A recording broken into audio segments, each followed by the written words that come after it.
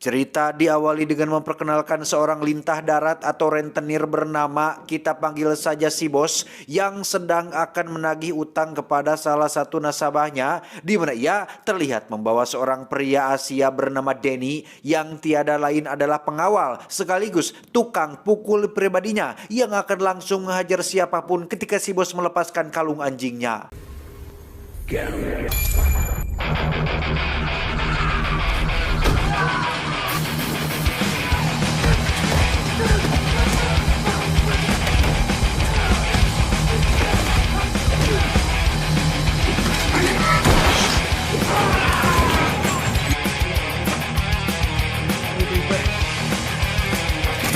Mungkin Anda akan terkejut saat mengetahui bahwa si bos memperlakukan Denny secara tidak manusiawi. Ya, Denny diperlakukan layaknya gogok yang akan siap menurut apapun yang diperintahkan oleh majikannya.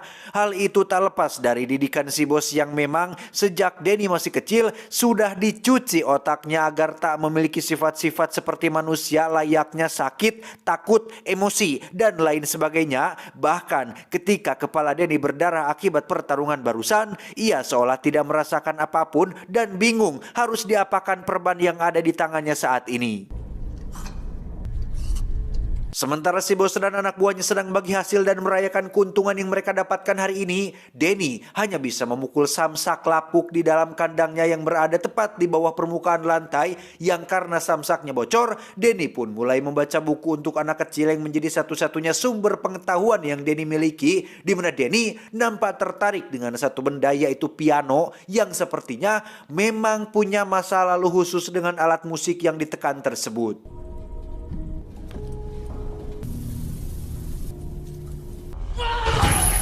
Ya, rutinitas Denny setiap hari hanyalah berkelahi dan menghajar orang lain sampai babak belur, di mana namanya sudah dikenal oleh banyak orang termasuk tukang pukul berbadan tinggi besar ini yang memilih untuk mundur daripada harus berurusan dengan seorang Denny. Setelah berkeliling mendatangi banyak nasabah yang telat bayar, sampailah si bos di sebuah tempat seorang pengusaha perhiasan yang masih punya sisa utang. Berbeda dengan nasabah lain yang pasrah dihajar oleh Denny, si pengusaha ini sudah mengetahui atau mengamati cara kerja si bos yang hanya bisa menyuruh Denny apabila kalung anjingnya dilepas, sehingga si bos dan anak buah pun harus pasrah dihajar oleh si pengusaha dengan Denny yang hanya terdiam tanpa melakukan apa-apa.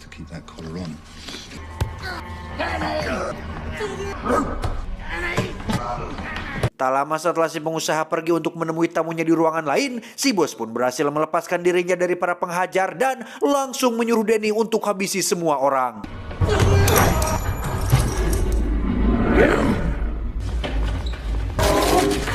Dan ya, Denny menghajar para preman itu sampai ke ruang pameran. Di situ ada seorang tamu yang merupakan pebisnis, nampak serius memperhatikan pertarungan tersebut dan sepertinya tertarik dengan bagaimana cara Denny berkelahi. Sempat kesal kepada Denny, si bos yang sejak awal mendidik Denny seperti binatang pun harus memaklumi ketika Denny hanya diam saja melihat majikannya dihajar orang, karena Denny hanya akan beraksi apabila kalungnya dilepas, yang memang itulah sugesti atau cuci otak yang ia terapkan sejak kecil, sehingga mau si bos dihajar sebagaimanapun, Denny tidak akan pernah berbuat apa-apa kecuali kalung anjingnya dilepas terlebih dahulu. Alih-alih pulang dan menyudahi pekerjaan hari ini, si bos yang masih belum memenuhi target harian pun memilih untuk mendatangi nasabah selanjutnya, yaitu pemilik gudang barang antik, di mana si bos sudah punya cara agar kejadian seperti tadi tidak terulang lagi, yaitu menyuruh Denny untuk menunggu di ruangan lain dengan sebuah lampu yang akan menjadi tanda apabila si bos membutuhkan bantuannya. Light, door. Light, door. The light, Danny. The light.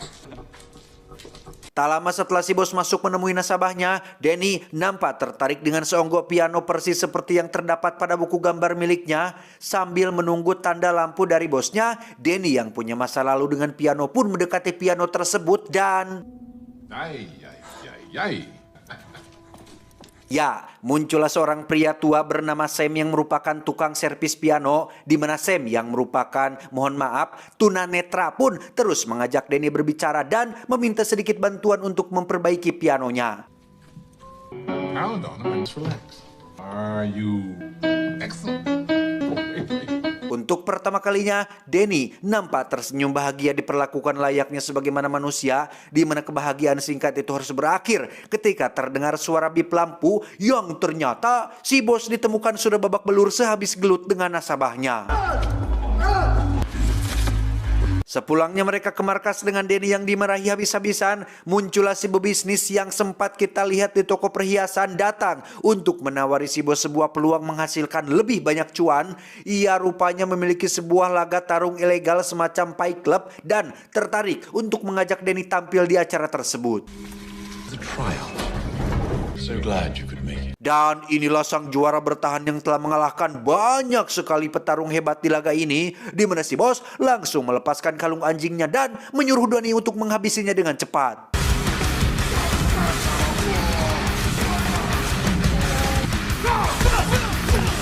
Tak butuh waktu lama bagi si bos untuk mendapatkan cuan yang jumlahnya lebih banyak dari hanya sekedar menagih utang kepada para nasabah, di mana saat mereka dalam perjalanan pulang, tiba-tiba saja sebuah mobil truk muncul dan...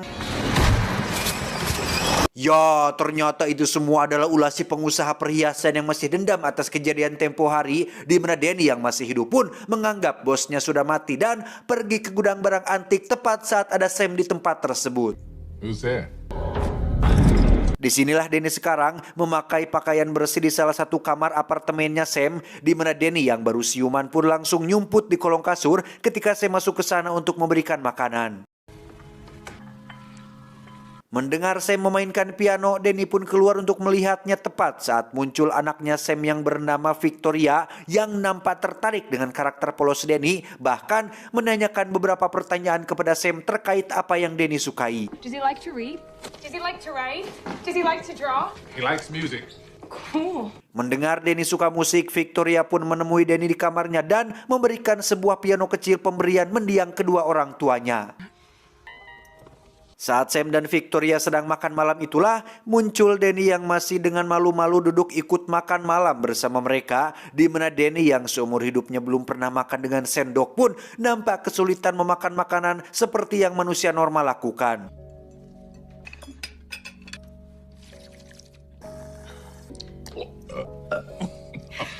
My name is Denny. 1 minggu kemudian, Sam terlihat sedang melepaskan perban dari bekas luka Denny yang sudah mengering, di mana Sam yang penasaran dengan kalung anjing yang selalu Denny kenakan pun sempat akan melepaskannya, tetapi Denny melarang hal itu karena takut terjadi sesuatu yang buruk, persis seperti saat masih hidup bersama si bos dan anak buahnya. You better try to take it off. That same reaction. Sam pun mengajak Denny mengantar Victoria ke sekolah musik, yang di situ Denny lagi-lagi untuk pertama kalinya dicium oleh lawan jenis, yang hal itu cukup membuatnya merasa aneh. Tak cukup sampai situ saja, Sam bahkan mengajak Denny ke swalayan untuk belanja bahan makanan dan mengajarkan Denny bagaimana caranya memilih bahan makanan yang tepat dan buah yang sudah matang. Setibanya di rumah, Denny tak sengaja menemukan foto-foto Victoria bersama dengan kedua orang tua aslinya, karena ternyata Sam bukanlah ayah kandung Victoria, melainkan sahabat ayah Victoria yang diberi amanat untuk merawat Victoria setelah mereka meninggal dunia. My father was my best friend. After he died, Keesokannya ketika Denny dan Sam sedang belanja di swalayan yang biasa, ada sebuah insiden tak terduga ketika sekelompok orang berkelahi di dalam sana, di mana Sam yang khawatir dengan Denny pun terus berteriak memanggil namanya dan...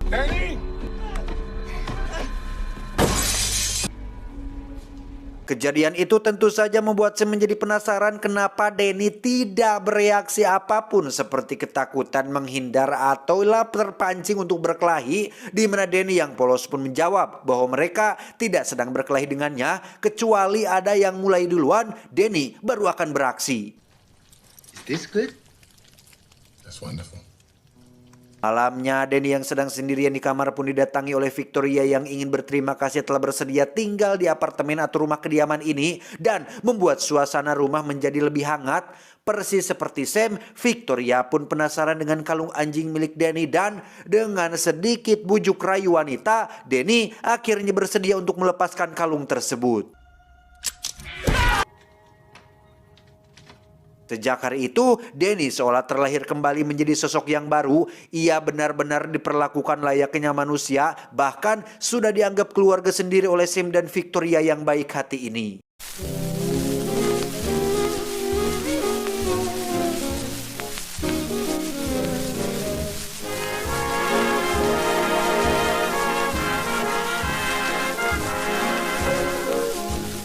Satu bulan berlalu, Sam pun mulai mengajak Danny dalam profesinya sebagai tukang servis piano, yang di situ Sam dengan tulus mengatakan bahwa ia sudah menganggap Danny seperti anaknya sendiri. Hal itu sangat membuat Danny merasa terharu dan memeluk Sam dengan erat sebagai bentuk terima kasih atas semua hal yang telah Sam berikan kepadanya.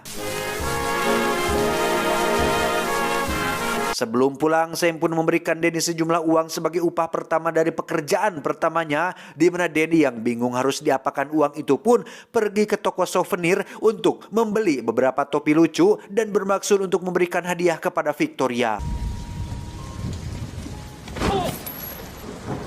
Dan sungguh alangkah terkejutnya Danny saat ia tak sengaja bertemu dengan salah satu anak buahnya si bos yang juga sama-sama terkejut dengan perubahan Danny sekarang. Alih-alih meninggalkan masa lalu kelamnya, Danny mau tidak mau harus kembali kepada si bos yang ternyata masih hidup dan mengancam akan menyakiti keluarga barunya apabila Danny menolak ikut bersamanya. Pada akhirnya, Danny harus kembali pada kehidupan lamanya sebagai tukang pukul, di mana si bos benar-benar sangat terkejut ketika Danny mengajukan sebuah pertanyaan tentang di mana ibunya dan bagaimana keadaannya sekarang. Menyadari Danny sudah lebih cerdas dan kritis, si bos pun langsung menunjukkan foto-foto ketika Danny masih kecil sekaligus menjelaskan tentang Danny yang ditemukan sebatang kara tak berdaya di pinggir jalan. Si bos pun menegaskan bahwa harusnya Danny berterima kasih kepada si bos yang sudah merawatnya selama ini, karena jika bukan karena si bos, mungkin Danny sudah mati pada waktu itu. Tak ingin membuang waktu, si bos langsung mendatangi lokasi Fight Club untuk melanjutkan rencananya yang sempat tertunda, yaitu menjadikan Danny sebagai jagoan baru di tempat ini dan meraup lebih banyak cuan, di mana Danny yang sudah capek menyakiti orang lain pun untuk pertama kalinya menolak permintaan si bos, sehingga si bos yang kesal pun mendorong paksa Danny agar segera masuk ke dalam arena. Disinilah kita akan dibuat greget dengan Danny yang memilih babak belur daripada memberikan perlawanan dan menyakiti orang lain, sehingga si bos yang malu oleh si pebisnis pun langsung melemparkan sebilah kapak ke dalam arena agar Danny mau untuk benar-benar melakukan perlawanan. Masih tak melawan, si pebisnis yang tak ingin acaranya jadi tidak seru pun menurunkan 3 petarung lain untuk menghajar Danny, sehingga sekarang Danny harus melawan setidaknya 4 petarung sekaligus dan harus pasrah dihajar secara keroyokan oleh mereka berempat. Danny akhirnya dibuat tak sadarkan diri dengan si bos yang terus meneriakinya untuk bangun dan lawan. Yang ketika Danny sudah membuka matanya, ia pun sadar bahwa jika dirinya terus diam, maka lama-kelamaan ia akan mati juga. Sehingga Danny mulai menunjukkan seperti apa kemampuan dia yang sesungguhnya.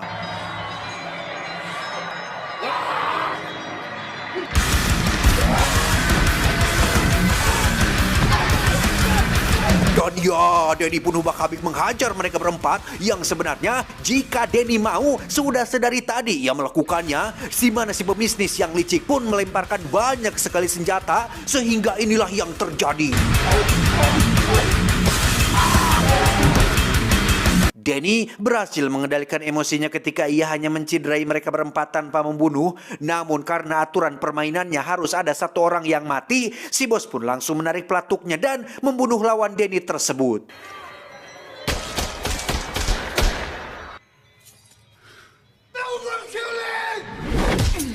Si bos yang marah pun melempar Danny ke dalam kandangnya, yang tepat saat larut malam ketika si bos sedang bersenang-senang dengan seorang wanita penghibur. Danny tak sengaja menemukan sebuah foto terselip di dalam buku gambarnya dan baru sadar sekarang jika mungkin itu adalah ibu kandungnya. Lantas Danny pun mendatangi si bos untuk meminta jawaban jujur tentang di mana ibu kandungnya sekarang, sehingga si bos pun terpaksa menjawab bahwa ibu Danny adalah seorang PSK yang memilih pergi bersama lelaki kaya raya dan meninggalkan Danny kecil bersama dengan si bos ini.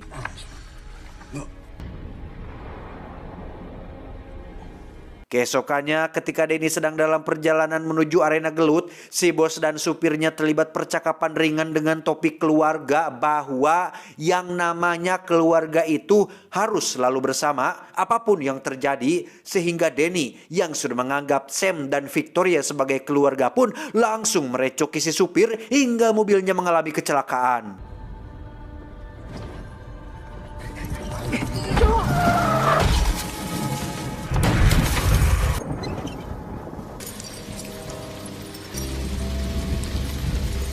Denny pun pulang ke rumah Sam dan Victoria. Di situ ia langsung jujur menceritakan tentang kehidupan masa lalunya, termasuk sosok ibunya yang masih menjadi misteri, yang dengan bermodalkan foto ibu Denny yang sedang memakai seragam universitas, mereka pun pergi ke salah satu universitas jurusan musik dan mulai melacak siapa ibu Denny yang sebenarnya. Especially this one. Money problems are. But then Ternyata si bos sudah bohong tentang semuanya yang dikatakannya, karena faktanya ibunya Denny resmi terdaftar sebagai salah satu dosen musik di universitas tersebut, sehingga itu cukup membuat Denny tenang setelah tahu bahwa ibunya adalah seorang wanita baik-baik. Setibanya mereka di rumah, Victoria diam-diam mengambil kertas not piano milik ibu Denny untuk coba ia mainkan, di mana musik tersebut secara tidak sengaja telah mengembalikan ingatan Denny tentang peristiwa waktu itu, bahwa orang yang telah membunuh ibunya tidak lain dan tidak bukan adalah si bos yang sudah merawatnya selama ini. Sang ibu rupa-rupanya berutang kepada rentenir untuk demi membiayai kehidupan mereka di Amerika Serikat pada waktu itu, yang karena salah satu anak buah si bos cunihin dan mencoba melakukan pelecehan, si ibu pun berupaya menjaga kehormatannya dan malah bernasib tragis ketika si bos menghabisinya dengan begitu keji, termasuk mengambil Denny kecil untuk ia rawat dan dididik layaknya seekor gogong.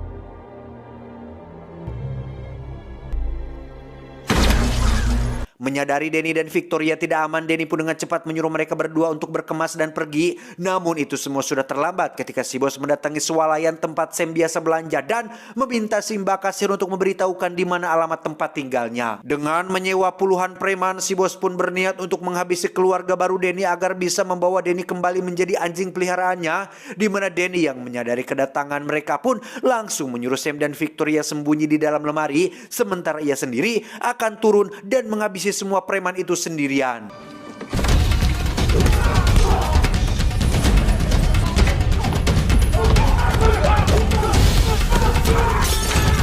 Melihat semua premannya tumbang, si bos pun sudah membawa seorang pembunuh ahli yang ia sewa dengan bayaran mahal, di mana pendekar itu pun langsung masuk ke dalam dan akan menghabisi Denny menggunakan golok atau bedog yang biasa dipakai untuk menjitan lauk.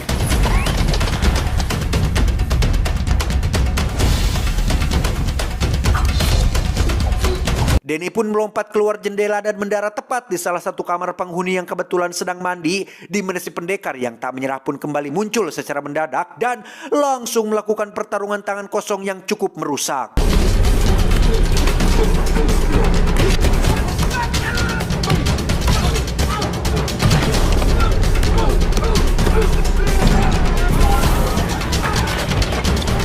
Dan ya, Denny berhasil menjatuhkan si pendekar, termasuk menendangnya keluar jendela. Sempat berusaha menyelamatkannya, si pendekar pun harus jatuh bebas dan mendarat tepat di atas mobilnya si bos. Melihat semua orang tidak bisa diandalkan, si bos pun turun tangan langsung membawa sebuah pistol, di mana Denny yang terjebak di salah satu kamar pun berhasil mencari jalan keluar, yaitu dengan menggunakan langit-langit yang terbuat dari kayu untuk bisa masuk sampai ke lantai Sam dan Victoria. Setibanya Denny di kamar Sam, si bos ujug-ujug muncul menodongkan pistol yang setelah berbicara panjang lebar mengenai hubungan mereka berdua, si bos akhirnya membuang pistol tersebut dan memberikan penawaran kepada Denny untuk kembali lagi menjadi anjing peliharaannya. Dan ya, si bos pun kena prank ketika Danny berpura-pura mau diajak kembali. Tak sudi bagi Danny untuk balik lagi setelah mengetahui bahwa orang yang telah menghabisi ibunya adalah si bos sendiri. Danny pun mengajar si bos habis-habisan yang membuat Sam dan Victoria khawatir akan Danny yang bisa-bisa akan masuk penjara gara-gara membunuh si bos. Sehingga mereka pun berusaha melepaskan tangan Danny dari si bos. Namun bukannya diam dan menyerah saja, si bos terus saja nyerocos memancing emosi Danny agar menghabisinya, sehingga Sam yang jengkel pun mengambil sebuah pot dan mengetuk kepala si bos sampai tak sadarkan diri. Never be anything but a dog. You never escape what you are. Now be a dog.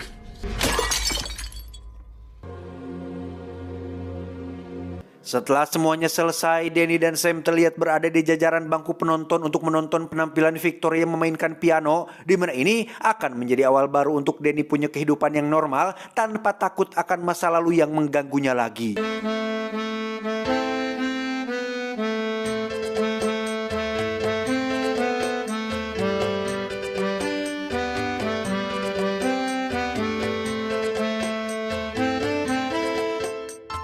Tamat ending yang cukup menjetlikan. Pesan yang bisa kita ambil dari film ini adalah apa yang kita tuai, itu yang kita tanam.